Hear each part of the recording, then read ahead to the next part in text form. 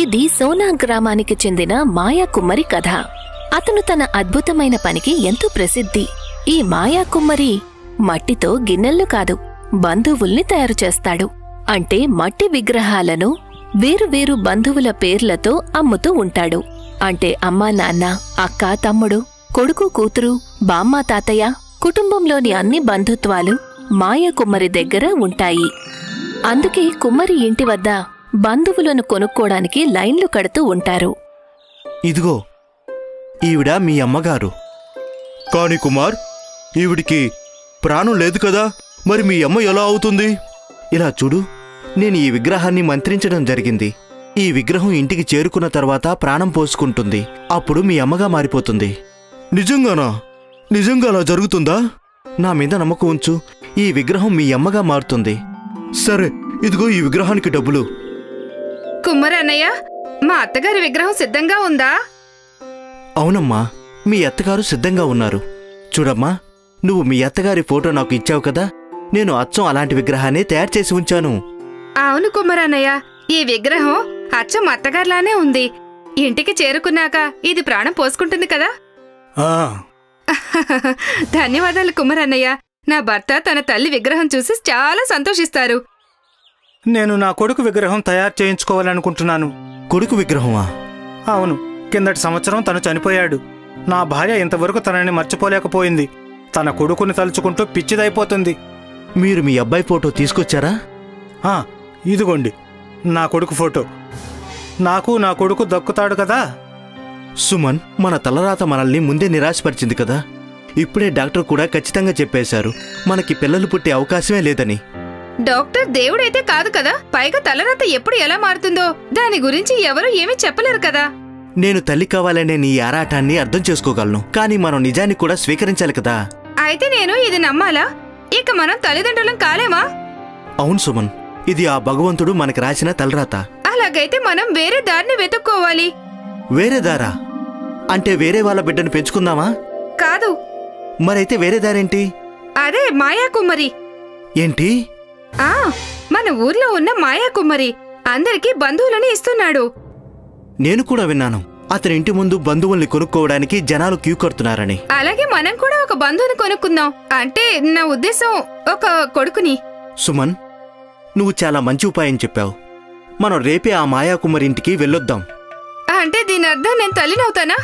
లేదు, నేను తల్లిని కాలేను. మోనా, అసలు నీకేమైంది? ఎందుకిలా మొండికేస్తున్నావు? మొండికేస్తున్నది మీరు. నాకు ఇంత త్వరగా తల్లిని కావాలని లేదు. కానీ ఎందుకని మోనా? అసలు ఇప్పుడు నా వయసు ఎంతని? నేను నా రూపాన్ని పాడు చేసుకోవాలని అనుకోవడం లేదు. కానీ నాకు పిల్లలు కావాలి. నువ్వు నిర్ణయం తీసుకో, ఏం చెయ్యాలి అని. ఈ సమస్యకి ఒక్కటే పరిష్కారం ఉంది. ఏంటా పరిష్కారం? మాయా కుమ్మరి. మాయా కుమ్మరా? నా ఐడియా బాగుంది కదా. నజ్మా, నీకు 5 కూతుళ్లు పుట్టారు. ఈసారి కుదరదు అని చెప్తున్నాను. అత్తయ్య, కూతుర్ని కొడుకుగా మార్చడం నా చేతుల్లో లేదు. తలరాతలో ఏం రాసుందో అదే కదా దక్కుతుంది. అయినా ఆడపిల్ల పుడితే నష్టం ఏముంటుంది? నాకు నీ వాదన అవసరం లేదు. నాకు మనవడు కావాలి. నాకు ఇవ్వలేవంటే చెప్పు, నేను వేరే ఏర్పాటు చేసుకుంటాను. తిన్నగా చెప్పేయొచ్చు కదా, మీరు మీ అబ్బాయికి రెండో పెళ్లి చేయాలని అనుకుంటున్నారని. అయితే ఇందులో తప్పేం ఉంది? నాకు ఒక మనవడు కావాలి. అది ఎలా వస్తే ఏంటి? అయితే మాయా కుమ్మరి నుండి తీసుకోండి. అతను ఊర్లో అందరికీ బంధువులను అమ్ముతున్నాడు. నాకు నీ నుండి మనవడు దక్కకపోతే నేను ఆ మాయా కుమ్మరి దగ్గరికి వెళ్లాల్సి ఉంటుంది.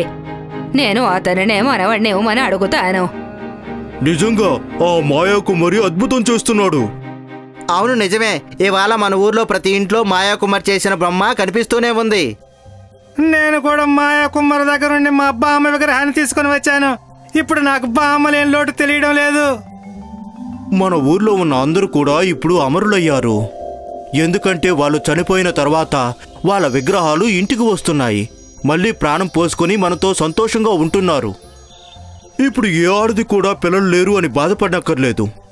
ఎవరైనా చనిపోతే కూడా బాధగా ఉండదు. ఎవరైనా గొడవపడి ఇంట్లో నుండి వెళ్ళిపోతే ఇప్పుడు వాళ్ళు లేని లోటు కూడా తెలియడం లేదు.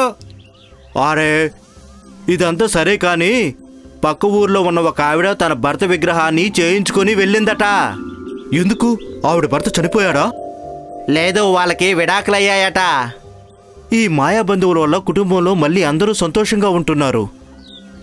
అవును, దీనికి మనం మాయా కుమ్మరికి రుణపడి ఉండాలి. మాయా కుమ్మరి మాయా బంధువుల గురించి సోనా గ్రామంలోనే కాకుండా చుట్టుపక్కల గ్రామాలలో కూడా తెలుస్తుంది. ప్రతి ఒక్కరూ మట్టి బంధువుని కొనుక్కొని సంతోషిస్తారు. కాని ఈ సంతోషం ఎంతో కాలం ఉండదు. ఎందుకంటే మట్టి బంధువుల్లో మానవత్వం, మనోభావాలు ఏమాత్రం ఉండవు. అవి అందరితో కలిసున్నప్పటికీ ఏదో లోటు ఉంటుంది. వాటి ప్రవర్తన ఒక మరమనిషిలాగా, అంటే రోబోట్లాగా అనిపిస్తుంది. అందువల్ల గ్రామస్తులందరూ మట్టి బంధువుల గురించి ఫిర్యాదు చేయడం మొదలు పెడతారు. ఆ ఫిర్యాదులను గ్రామ సర్పంచ్ దగ్గరికి తీసుకువెళ్తారు. మీ అందరి కంప్లైంట్ల గురించి నేను పూర్తిగా విన్నాను. మీరందరూ చేసిన ఫిర్యాదులు న్యాయమైనవే. కానీ దీనంతటికి కారణం ఆ మాయా కుమ్మరి కాదు. ఆ కుమ్మరి దీనికి కారణం కాకపోతే ఇంకెవరు? అవును సర్పంచ్ గారు, మమ్మల్ని మా బంధువుల పేరు చెప్పి అతనే మోసం చేశాడు. మాయా కుమ్మరే అసలైన బంధువుల పేర్లు చెప్పి నకిలీ వాళ్ళని ఇచ్చాడు. అతను మా మనోభావాల్ని దెబ్బతీశాడు.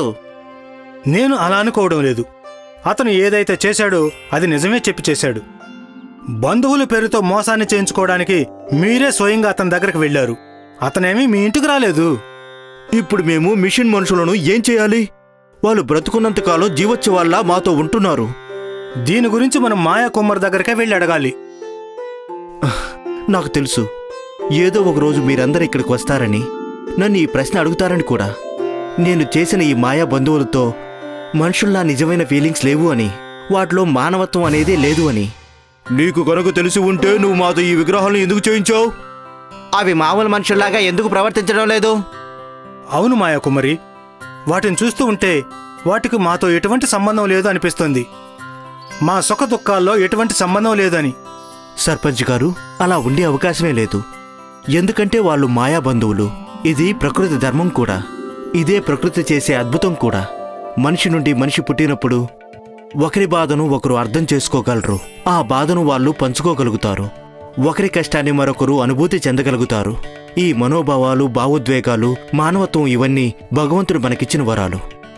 ఈ వరం నీ విగ్రహాలకు ఎందుకు ఇవ్వలేదు మరి? ఎందుకంటే నేను ఒక మామూలు మనిషిని. మనుషుల్ని పుట్టించేది భగవంతుడు కాబట్టి. ఒక ఆడది బిడ్డకు జన్మనిచ్చే సమయంలో 100 సార్లు చనిపోతుంది. తన బాధను మాటల్లో అస్సలు చెప్పలేము. ఈ విషయం మా అందరికీ కూడా తెలుసుకుమ్మరి. మరి ఎందుకు ఒప్పుకోరు? భగవంతుడు తలుచుకుంటే ఆ ప్రక్రియ ఎంతో సులభంగా మార్చేసేవాడు. ఆడదానికి బదులు పిల్లలు ఎక్కడి నుంచైనా పుట్టుకురావచ్చు. ఉదాహరణకు చెట్ల నుండి పండ్లకి బదులుగా పిల్లలు పుట్టుకురావచ్చు కదా. నేలలో విత్తనాలు నాటితే పిల్లలు బయటికి రావచ్చు కదా. ఆయన తలుచుకుంటే ఏవైనా చేయొచ్చు. కానీ ఆయన అలా చేయలేదు. ఎందుకంటే ఆయనకి తెలుసు, అలా చేయడం వల్ల ప్రపంచంలో మనుషుల పుట్టుకనేదైతే జరిగిపోతూ ఉంటుంది. కానీ వాళ్ళలో మానవత్వం అనేది అస్సలు ఉండదు. జనాభా కూడా లెక్క లేకుండా పెరిగిపోతూ ఉంటుంది. అందుకని భగవంతుడు మనిషిని మనిషికే పుట్టేలా చేశాడు. అది తెలుసు కూడా నువ్వు వీళ్ళకి బంధువుల విగ్రహాలు తయారు చేసి ఎందుకు ఇచ్చావు? నేను ఒక మాయా కుమ్మరిని సర్పంచ్ గారు. వీళ్ళు నన్ను అడిగారు, నేను వీళ్ళకు అమ్మాను. కానీ దీని ద్వారా నేను వీళ్ళకి తెలియచేయాలి అనుకున్నాను కూడా. నీ బంధువులు ఎవరైతే చనిపోయారో వాళ్ళని గుర్తు చేసుకో. అలాగే బ్రతికి ఉన్న వాళ్ళను నువ్వు జాగ్రత్తగా చూసుకో. వాళ్ళకి ప్రేమను పంచు. వాళ్ళని మోసం చేయడం కాదు, నిజమైన ప్రేమను పంచు అని. మాయా కుమ్మరి, ఇవాళ నువ్వు మా అందరికీ మట్టితో చేసిన నకిలీ బంధువులను అమ్మి అసలైన బంధువుల గురించి తెలియచేశావు. మేమందరూ మీకు కృతజ్ఞతలు తెలియచేస్తున్నాం.